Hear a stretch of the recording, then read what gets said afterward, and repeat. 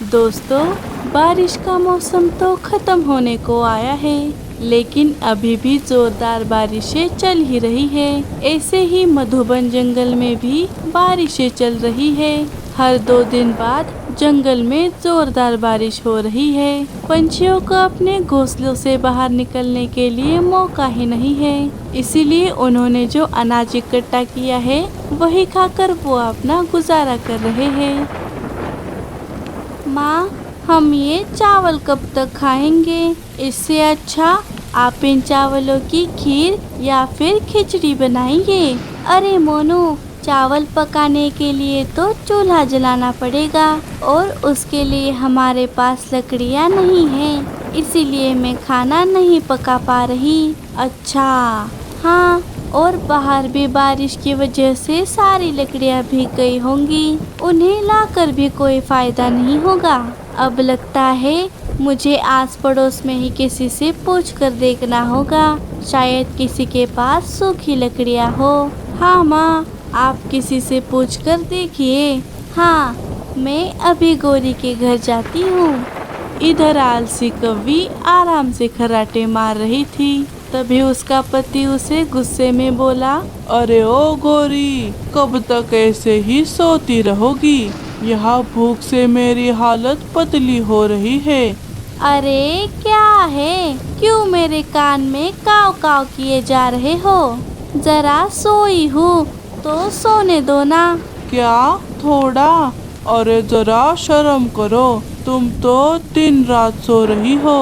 उठो और कुछ खाने के लिए दो। नहीं, मैं खाना नहीं बनाने वाली। रोज रोज खाना बनाकर मैं थक गई हूँ। बाहर बारिश चल रही है, मैं बारिश रुकने तक ना ही खाना बनाऊंगी और ना ही घर का कुछ काम करूंगी, सिर्फ सोऊंगी, समझे? अरे ऊपर वाले, कैसी बीवी दी है। इससे अच्छा तो मैं कुंवारा ही रहता। अब मुझ पर एक मेहरबानी करना, अगले जन्म में मुझे अच्छी बीवी देना, वरना मुझे कुंवारा ही रखना। तभी मीठी उनके घर आ गई। अरे मीठी, तुम? हाँ लल्लू भैया, मैं आपसे ये पूछने आई थी कि क्या आपके पास सूखी लकड़ियाँ है? वो मुझे खाना पकाने के लिए कुछ सूखी लकड़ियाँ चाहिए थी। सूखी लकड़ियाँ? हाँ हाँ, मेरे पास बहुत सारी सूखी लकड़ियाँ है, लेकिन तुझे वो लकड़ियाँ देने से मेरा क्या फायदा? कैसे अपनी फायदे की बात सुनकर उठ जाती है? क्या? आप ही बताइए, आपको लकड़ियों के बदले क्या चाहिए? अच्छा, हाँ, मैं तुझे सूखी लकड़ियाँ दे दूंगी, लेकिन उसके बदले तू जो खाना बनाने वाली है, वो मुझे आधा देना होगा। मीठी ये सुनकर सोच में पड़ गई। क्या? अरे, अगर मैंने अभी लकड़ियाँ नहीं ली तो मोनू फिर से कच्चे चावल खाकर बैठ जाएगा। ठीक है गौरी, मैं तुम्हें आधा खाना दे दूंगी, तुम मुझे लकड़ियाँ दे दो। फिर ठीक है। गौरी मीठी को लकड़ियाँ दे देती है। मीठी लकड़ियाँ लेकर वहाँ से अपने घर चली गई। घर आकर उसने चावल की खीर बना ली और उसमें से आधी खीर लेकर कौवों के पास जाने लगी। अरे माँ, आप ये खीर लेकर कहाँ जा रही है? अरे, वो मैंने गौरी से लकड़ियाँ लाई है ना, तो इसलिए उन्हें ये खीर देनी है। मीठी सारी बात मोनू को बता ही रही थी। तभी गौरी वहाँ पर आ गई। अरे गौरी, मैं खीर लेकर तुम्हारे घर ही आ रही थी। अच्छा, वो मैंने सोचा खीर बनी या नहीं देख कर आते हैं। अब मैं आ ही गई हूँ, तो ला इधर खीर, मैं ही ले जाती हूँ। आहा, वाह वाह, क्या खुशबू आ रही है। चलो चलो मीठी, मैं चलती हूँ। गौरी खीर लेकर वहाँ से चली गई। वाह वाह वाह वाह, आ गई खीर, लाओ लाओ। वाह मेरी बीवी, तुम कितनी होशियार हो। बिना कुछ करे मुझे खीर खिलाती हो। अच्छा, अभी थोड़ी देर पहले ही तो कह रहे थे कि तुम्हें अगले जन्म में अच्छी बीवी मिले। हाँ हाँ, तो तुम अच्छी ही तो हो। मैं तो यही कह रहा था कि अगले 7 जन्म मुझे ऊपर वाला तुम्हारी जैसी ही चालाक बीवी दे। आलसी कौवे बड़े खुश हो रहे थे। अब तो उन्हें जैसे अलादीन का चिराग ही मिल गया हो। अब रोज ही वो मीठी से अपनी मनपसंद चीजें बनवाने लगे और खुद आराम से बैठकर खाने लगे। गोरी, आज उस मीठी से कुछ चटपटा खाना बनवाते हैं। हाँ लल्लू जी, मैं तो सोच रही थी कि उससे शाही पनीर बनवाऊं। अच्छा, हाँ हाँ, चलेगा चलेगा। नहीं नहीं, दौड़ेगा। सुन मीठी, मैं ये बताने आई थी, आज वो जरा तू शाही पनीर बना देना। बड़े दिन हो गए शाही पनीर खाए। क्या? पनीर? ठीक है, मैं बना दूंगी। हाँ हाँ, मेरे घर पहुंचा देना। चलो, मैं चलती हूँ। कुछ दिन ऐसे ही बीत गए। गोरी और लल्लू की मांगे तो खत्म होने का नाम ही नहीं ले रही थी, लेकिन उनकी ख्वाहिशें पूरी करते करते मीठी का अनाज ही खत्म हो गया। अरे बाप रे, मेरा तो सारा अनाज खत्म होने को आया है।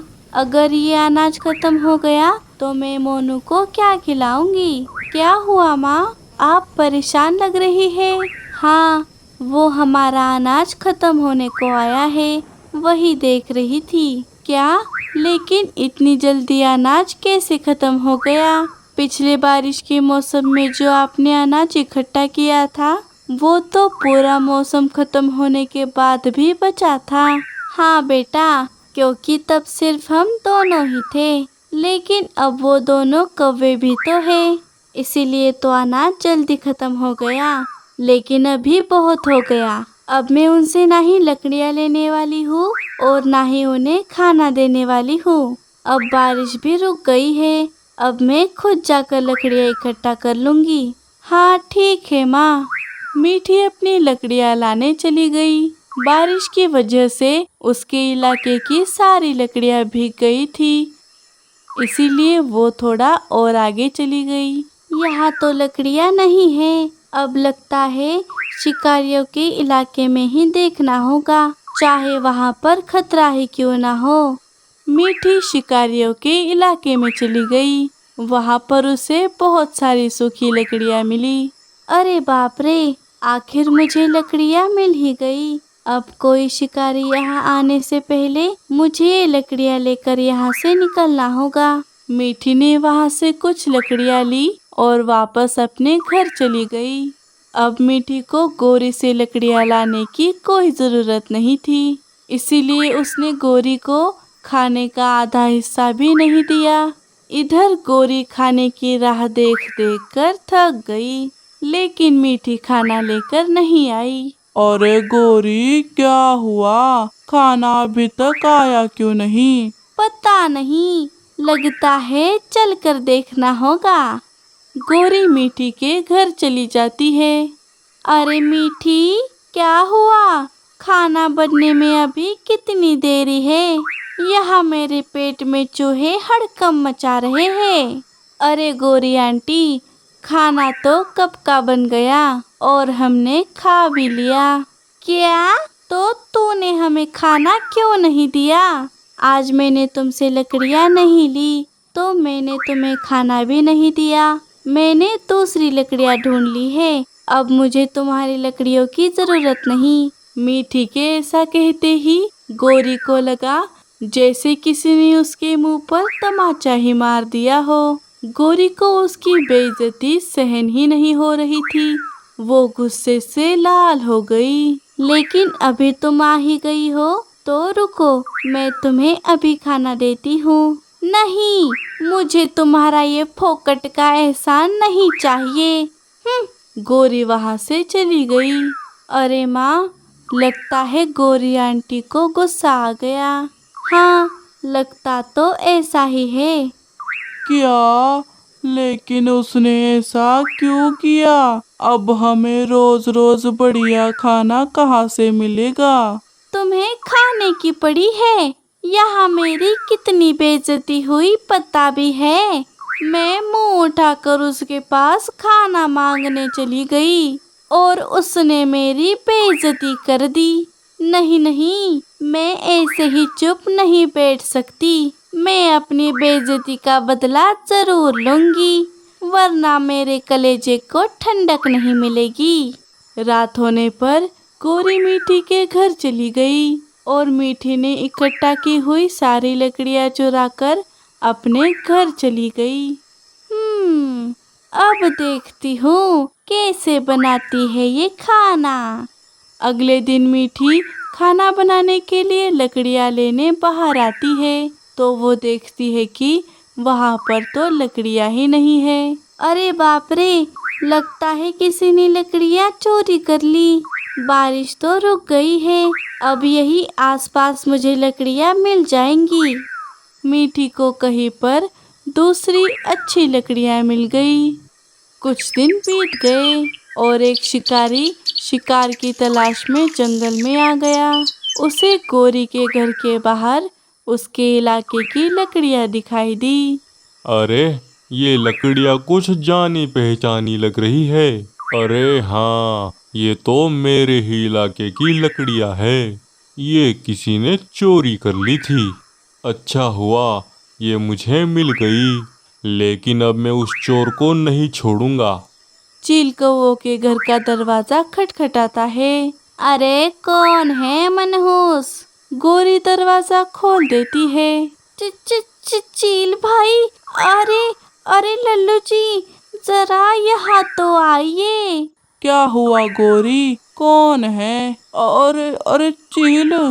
हाँ हाँ, चील ही हूँ। क्यों, क्या ये लकड़ियाँ तुम्हारी है? हाँ हाँ चील जी, ये लकड़ियाँ मेरी ही है। क्या आपको ये लकड़ियाँ चाहिए? वैसे ये ज्यादा महंगी नहीं है, आपके लिए स्पेशल ऑफर में दे दूंगी। अच्छा, मेरे ही इलाके की लकड़ियाँ चोरी कर कर मुझे ही बेच रहे हो? क्या?